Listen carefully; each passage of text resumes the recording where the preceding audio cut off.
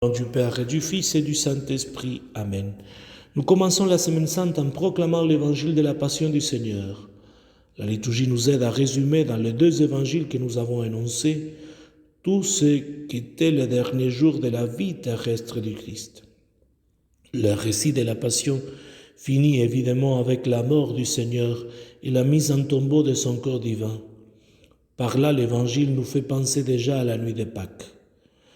Il est impossible pour nous, écoutant les paroles de la Passion, de ne pas nous imaginer la douleur endurée par Jésus, ses souffrances et la cruauté de sa mort. Saint Thomas d'Aquin l'exprime très bien lorsqu'il dit que notre Seigneur a souffert dans tout ce qui peut faire souffrir un homme, dans son corps et dans son âme. Le Christ a souffert dans ses amis qui l'ont abandonné, dans sa réputation par les blasphèmes proférés contre lui, dans son honneur et dans sa gloire par les moqueries et les affronts qu'il a dû supporter, dans ses biens, lorsqu'il fut dépouillé de ses vêtements, dans son âme par la tristesse, le dégoût et la peur, c'est-à-dire la crainte qu'il avait de tous les supplices qu'il devait supporter avant sa mort et la mort même, dans son corps par les blessures et les coups.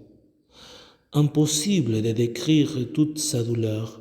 Nous pouvons seulement nous en approcher avec quelques descriptions sommaires, sans sa profondeur couverte par le voile du mystère.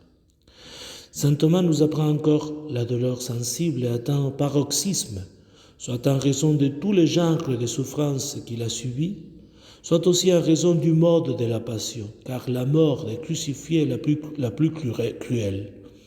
Ils sont en effet cloués à des endroits très innervés et extrêmement sensibles, les mains et les pieds. De plus, le poids du corps augmente continuellement cette douleur. Et à tout cela s'ajoute la longue durée du supplice, car les crucifiés ne meurent pas immédiatement.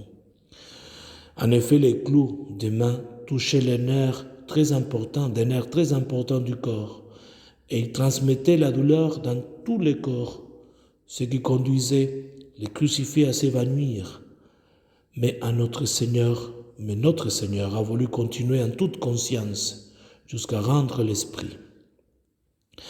Saint Thomas résume encore. De plus, le Seigneur a souffert par tous ses sens corporels, par les toucher quand il a été flagellé et cloué à la croix, par les goûts quand on lui a présenté du fiel et du vinaigre, par l'odorat quand il fut suspendu au gibet dans ce lieu appelé calvaire, rendu fétide par les cadavres des suppliciés, par les ouïes, lorsque ses oreilles furent assaillies de blasphèmes et de railleries, et enfin par la vue, quand il vit pleurer sa mère, les disciples qu'il aimait et les saintes femmes.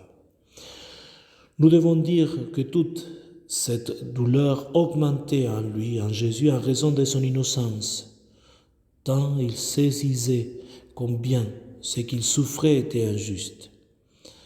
Il y a pourtant une seule blessure infligée en son corps que le Christ n'a pas ressentie avec son âme.